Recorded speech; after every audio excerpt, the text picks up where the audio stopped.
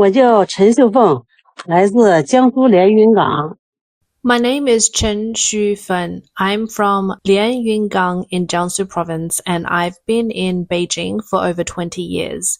I'm also known as the Goose Leg Auntie. I've been to Peking University, Tsinghua University, and Renmin University. The students there really like my goose legs. I now have over 100 goose leg group chats. My daily life really comes down to two things: grilling goose legs and selling goose legs. This is the internet celebrity known as the Goose Leg Auntie, widely followed by students from China's top universities such as Tsinghua and Peking University. She has been selling so-called goose legs for 15 years outside the gates of China's three most prestigious institutions. She has even been featured in dedicated media interviews and was formally mentioned in an official Peking University WeChat account, being held up by students as a model example of honest business practices. However, recent events took a sharp turn when she attempted to expand this highly profitable street business into the CBD area of Changyang district in Beijing. Within just a few days, office workers who rely on food delivery services challenged her claims and filed a complaint, alleging that the goose legs prominently advertised on her stall were in fact inexpensive duck legs. On June 11th, the China Consumers Association stated that it had taken note of the incident and relevant authorities have already launched an investigation. The implication is significant. It suggests that this seemingly unremarkable street vendor had for 15 years successfully misled some of China's most elite university students. These students, many of whom are top scorers from their respective provinces and considered among the country's brightest minds, would queue in the cold for her products. Yet while they are capable of conducting precise analysis of cellular structures in labs, they were seemingly unable to distinguish between goose legs and duck legs at the school gates. The incident, marked by its irony, quickly triggered reactions across China's internet. Some people summarized it bluntly: she managed to deceive top students, but not office workers in the CBD. Others commented sarcastically that the Goose Leg Auntie might have overreached, suggesting that if she had only continued targeting university students instead of office workers, she could have accumulated a substantial fortune. In 2011, she began her business outside Renmin University. She was later invited by students to relocate near Peking University and eventually expanded to Tsinghua University. In 2023, a widely discussed online dispute known as the Goose Leg controversy between Tsinghua and Peking University erupted after Chen Xu-fen changed her stall location, triggering heated online arguments among students from Renmin, Peking, and Tsinghua universities over access to her food and contributing to her viral fame. Students from three of China's top universities were reportedly willing to go to extraordinary lengths for a 16 yuan roasted leg, setting alarms and competing across dozens of WeChat groups just to secure a purchase. Some even lined up in the freezing early morning cold, joking that buying goose legs feels like buying a concert ticket.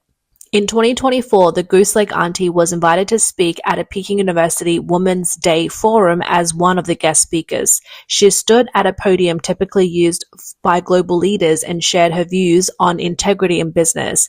She said there are two key principles: follow rules and maintain conscience-driven work, ensuring high quality and food safety for customers. That speech is still featured on Peking University's official WeChat account and was even reposted by major state media outlets such as People's Daily. It has since become a point of widespread criticism. After the controversy erupted, faced with mounting evidence, the vendor herself reportedly admitted in a WeChat group that the product in recent years had in fact been made from duck rather than goose. However, she defended herself by saying that the raw materials was duck and that she would clearly label it in the future, adding that customers who mind should not place orders. She also stated that she had intended to clarify the switch earlier but had not found the right opportunity, noting that the name Goose Leg had been used by students for nearly a decade and insisting that there were no fraud involved. I'm just the Goose Leg Auntie. Why would I need to change my name? I can't just call myself the Duck Leg Auntie. 10 plus years without finding a chance to tell the truth, the logic has drawn sharp criticism online. Some commenters mocked that if she had not been reported, she probably would not have found the right opportunity even after another 10 years. Observers note that even now she does not appear to acknowledge any wrongdoing or fully grasp the seriousness of this issue. Legal professionals have also reportedly pointed out that her conduct may constitute a classic case of consumer fraud. Media reports have recently revisited a 2019 case from Beijing's Xichen district involving a similar pattern. In that case, defendant Pan Momo and Wu Momo operated a Hong Kong-style roasted meat stall named New Flavor inside a Walmart supermarket on Xuan Wumen Outer Street. During their operations from January 2018 to May 2019, they used duck meat as a substitute for goose meat to produce and sell roast goose, generating a total sales revenue of over 290,000 yuan. The two were arrested on May 16, 2019. The court ultimately found both defendants guilty of the crime of producing and selling counterfeit or substandard goods. Each was sentenced to 2 years and 6 months in prison, suspended for 3 years, and fined 150,000 yuan. This precedent has been widely cited in discussions surrounding the recent Goose Leg Auntie controversy, with some observers suggesting that the current case could potentially carry more serious legal consequences. Under Article 140 of China's criminal law, producing or selling counterfeit or substandard goods with a sales value exceeding 2 million yuan may result in penalties ranging from 15 years imprisonment to life imprisonment, or even the death penalty in extreme cases depending on circumstances. According to statements attributed to the vendor's son, approximately 500 roasted duck legs were sold per day. On this basis, and assuming year-round operations, annual revenue is estimated to approach 3 million yuan, with net monthly profits of around 50,000 yuan and annual profits of roughly 600,000 yuan. Over a span of 15 years, total accumulative earnings would exceed 5 million yuan. Cost comparisons have also been highlighted. Duck legs reportedly cost around 10 yuan per pound, while goose legs are around 25 yuan per pound, meaning raw material costs differ by at least a factor or two. A single duck leg reportedly cost around 2.4 to 3.1 yuan in raw materials, yet sells for 16 yuan, implying a profit margin of more than 5 times its production cost. If frozen or lower-grade duck meat is used, costs would even be lower. Some students previously reported receiving meat that appeared greenish and expressed concerns that it may have been spoiled. The vendor's son explained that the discoloration was caused by soaking the meat in scallion juice during processing and presented a health certificate. However, journalists who visited the processing site reported finding no scallions or related processing tools on site. Experts also noted that scallion juice does not typically cause such discoloration, suggesting the possibility of product quality issues. So, what does the processing workshop behind the food beloved by Beijing top university students actually look like? With multiple regulatory departments now involved in the investigation, a long-running controversy spanning more than a decade has once again come into focus. According to reports, the processing site is located in Yangfang Town, Changping District, in a 3-story standalone building with an annual rent of approximately 200,000 yuan. Journalists conducted an undercover visit to the site. Local residents expressed shock, saying, "This place is only about 500 meters from my house. It has been here for at least 5 years, and we had no idea this was her operation base." At night, public security and market regulators came together for food safety inspections. It looked like they were taking samples. 我们都不知道是干嘛的。 We don't know what they were doing because it's not open to the public. The door is closed every day, so we really don't know what they do inside. Have you ever bought their products to eat? They don't open to the public. It's always closed. We've never been inside.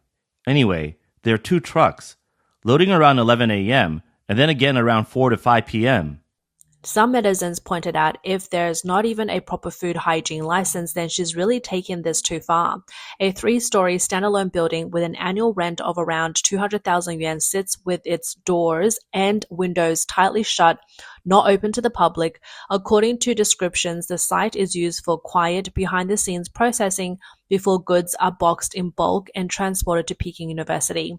Some argue that if one assumes this was just an unknowing street vendor, that assumption may be far from reality. In recent years, Chen Momo, known online as the Goose Leg Auntie, has reportedly registered trademarks 6 times across more than 20 categories, including juice, coffee, massage services, animal husbandry, and even optical services.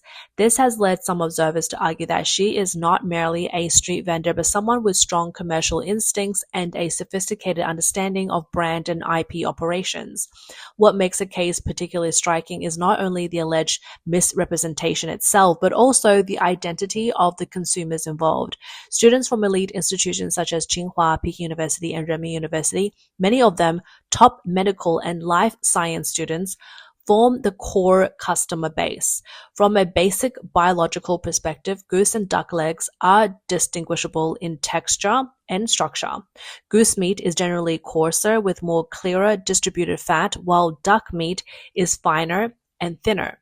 Yet these top students failed for years to distinguish between the two. The question some have asked is not whether they truly could not tell the difference, but whether something deeper is at play. Some described it as a form of collective numbness and social image pressure. When a student stands in the freezing night air to queue for a 16 yuan roast, later posting about it with sentimental captions on social media, what they are purchasing may no longer be just food, but a kind of atmosphere consumption. The stall owner outside elite campuses carries an implicit emotional filter, one associated with ordinary working class authenticity. Students project their own romanticized perception of everyday life, warmth and sympathy for the small and struggling onto the product itself. When deception becomes wrapped in emotional meaning, exposing it carries a high social cost. In fact, some students had previously suggested the meat might be duck, only to face backlash from peers, because acknowledging it would also mean admitting that years of cold weather queues were built on a misunderstanding, and that inviting the vendor to prestigious university forums to speak about integrity in business now appears ironic. For many, it is not that they cannot see the truth, they simply do not want to accept it. By contrast, office workers in Beijing CPD expose the issue within days. For them, every yuan spent is tied directly to long hours of work. Their consumption logic is blunt and pragmatic. It is not worth it. It's not worth it. Without the emotional premium attached to campus culture, the claims collapse quickly under basic scrutiny. As one online comment put it, she gave university students one of the most important lessons. We used to think only targeting student was just a joke. Turns out some people really do it. In a similar vein, the emotional storytelling monetization seen with the Goose Leg Auntie has an almost identical version of the streets of Chengdu. This is the elderly vendor known online as the 92-year-old egg pancake grandma, who went viral on short video platforms. She originally sold traditional Chengdu egg pancakes on the street. After being interviewed by Chengdu TV, she quickly gained popularity. She then rebranded herself as the Chengdu TV Douyin Grandma and sharply increased prices. What once cost just a few yuan per piece is now sold for 10 to 20 yuan, with prices reportedly rising year after year. Controversy extends beyond pricing. She has been described online as having a volatile temper and frequently using profanity, while her hygiene conditions have also been questioned. Viral footage has shown her allegedly using what appears to be an old undergarment as a cleaning cloth, and fillings that she claims resemble leftover rice and food that isn't fresh. Multiple videos circulating online shows her arguing with customers. Speaking aggressively, she often tells customers to leave if they find the prices too high. Don't buy it if you can't afford it, go somewhere else. If it's too expensive, don't buy it. There are cheaper stalls next door. Despite being described as expensive, unsanitary, and abusive, her stall continues to attract young visitors and influencers from outside the city. The reason, many suggest, lies in the attention economy, where novelty and spectacle themselves become productive value. Some online commenters joke that the secret to longevity is letting go of social etiquette and embracing a shameless lifestyle. While still lining up to film her stall up close, the grandmother, for her part, appears to understand this dynamic and has reportedly demanded payment around 500 yuan for those who wish to take photos. It is, as some describe it, a distorted two-way exchange. Young visitors approach with a sense of superiority, treating the experience as if visiting a zoo exhibit, paying a small fee for the ticket of being verbally scolded by a 92-year-old woman, which they then turn into content for social media. The grandmother, on the other hand, leverages her harsh personality and advanced age as both a shield and a monetization tool. In interviews, she has at times presented a narrative of hardship, saying her son passed away early and that she was left with debts incurred from his medical treatment, while also supporting a daughter and a sick grandchild. This story has triggered waves of sympathy. Yet at other times, she has claimed her son runs a successful restaurant, making her overall narrative difficult to verify consistently. In short, this is another form of mutual exploitation. The vendor monetizes outrage and spectacle while customers consume eccentricity as entertainment. At this point, many would argue the 92-year-old should simply be allowed to enjoy her old age in peace. If the Goose Leg Auntie and the Egg Pancake Grandma are still selling emotion, then what follows is an even more direct exposure of technology and manipulation, masking itself as everyday food. Not long ago, a tourist in Chengdu reportedly spent 584 yuan on a dish described as cold mixed free-range chicken. The high price alone drew attention, but what shocked many more was the preparation method.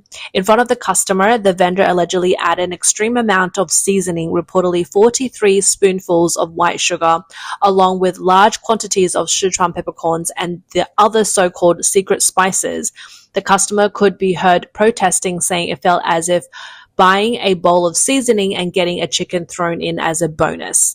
To put 43 spoonfuls of sugar into perspective, traditional Sichuan cooking typically uses only about 2% to 3% sugar relative to the weight of the meat in such dishes.